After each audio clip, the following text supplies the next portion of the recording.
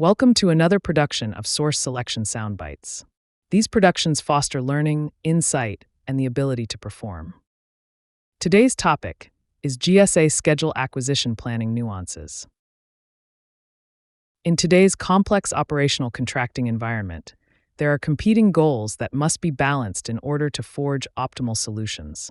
Arguably, the four most important goals in acquisition are competition, obtaining goods and services at fair and reasonable prices, providing maximum practicable opportunity for small businesses, and ensuring the highest quality mission execution.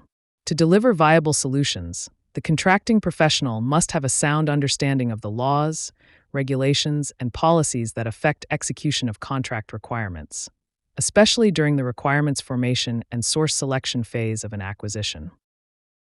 The correct application of the law results in the elimination of unnecessary steps in the acquisition process and allows the contracting professional to deliver cutting-edge solutions while accomplishing most, if not all, of the government's priorities.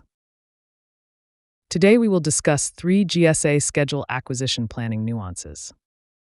Topics include the streamline vehicle selection, vehicle market research speed, and set-aside flexibility. The traditional method of acquisition planning is identifying the requirement and starting with the draft PWS. Then the acquisition team will engage industry in order to refine its requirements and to understand the market. While developing the RFI, or the sources sought document to send to industry, the agency regularly engages the Office of Small Business Programs to obtain input. Among other things, the objective of their participation is to ensure that small businesses are put in the best position possible to fully participate in the acquisition. This method of market research engages the entire market. It includes unknown and unvetted contractors and some known to have previously established their capability and credentials with the agency. The agency assesses responses to the RFI or sources sought. To analyze the market's composition in terms of small and other than small businesses, the capabilities that these businesses possess, pricing points, and the direction of the market in terms of innovations and emerging capability. This information is used to validate the agency's conclusions about set-asides or unrestricted procurements, the contracting vehicle used, and other issues that affect small businesses. The rule of 2 is performed before a vehicle can be chosen. This process encompasses about 35% of the total procurement acquisition lead time. The GSA schedule has a list of pre-vetted contractors that ensure they comply with all pertinent regulations, to ensure they are experienced in their field of expertise, and to ensure they are technically sound. This shortens lead time by ensuring the agency can place orders as quickly as possible. So, after the agency identifies the requirement and assembles a draft PWS, the agency may go directly to the GSA schedules to determine if it can support agency requirements. It is unnecessary to survey the entire market before picking it as the vehicle to meet agency requirements. This principle is set forth in FAR 8.404A and many judicial decisions. FAR 8.404A says placing orders and establishing BPAs under this subpart is considered to be issued using full and open competition. Therefore, ordering activities shall not seek competition outside of the federal supply schedules or synopsize the requirement. COFC says in the Tolliver Group, where the FAR intends to make the rule of 2 entirely inapplicable to the selection of a particular procurement vehicle, the FAR knows how to do so, and there is no requirement for an agency to apply the rule of 2 prior to an agency's election to use a FAR Part 8 federal supply schedule procurement. Lastly, the GAO case, SRC Inc., says as a general rule, obtaining information from the federal supply schedule vendors satisfies the agency's obligations to conduct procurement planning and market research. Once the decision is made to use the GSA schedules, now the CO is free to eschew more traditional methods of conducting market research and forming the acquisition strategy. The CO can reach out to vendors in a number of ways to obtain the information needed to move forward.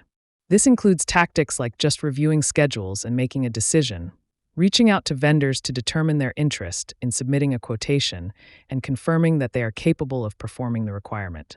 Given the FAR Part's endorsement of minimal documentation, the same amount of documentation is not needed.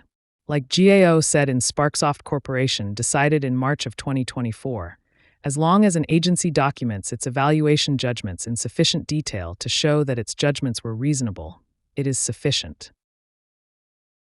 Even though issuing the solicitation as a small business set aside is a decision supported by market research in the FAR 8.4 environment, we are now switching gears to focus on that process. But first, let's examine what an agency normally must do in order to support a set-aside decision. When following FAR 19 procedures, in order to set an acquisition aside for a small business, the agency must be able to determine two things. 1. That there are two or more small businesses capable of performing the requirement, and 2. The agency must also determine that the small business vendors can perform at a fair and reasonable price. The CO must also document the file to demonstrate the consideration of these factors before making a set-aside decision.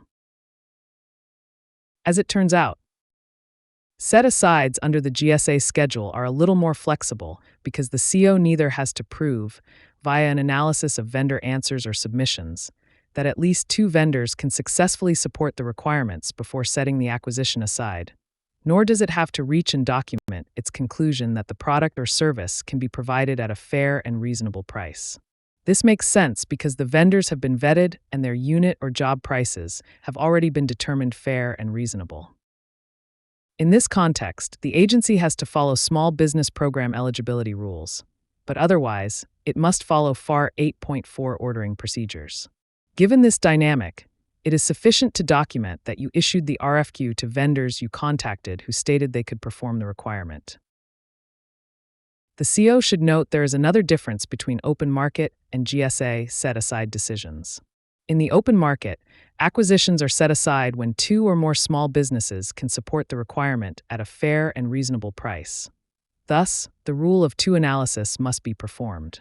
In FAR 8.4 acquisitions, when deciding to set acquisitions aside, the CO must realize that the rule of two does not apply. As explained in the Edmund Computer Company case, there is nothing in the Small Business Act that suggests or requires the rule of two to take precedence over the Federal Supply Schedule program.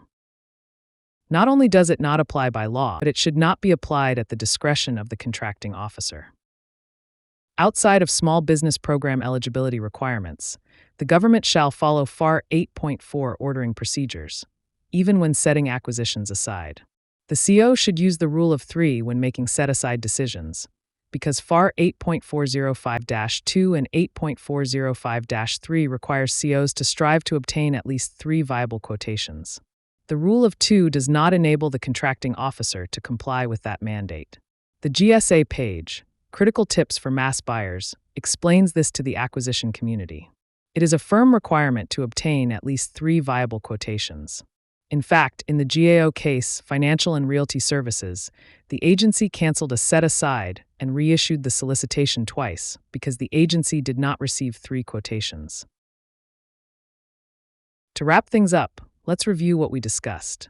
We discussed that, without further market research or market surveys, the agency may go directly to GSA schedules to support its requirements.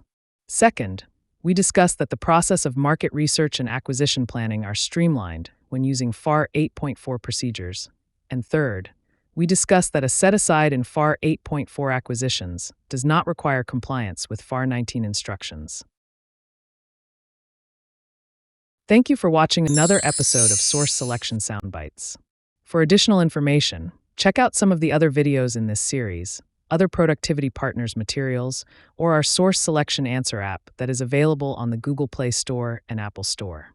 In any event, thanks for watching, and see you next time.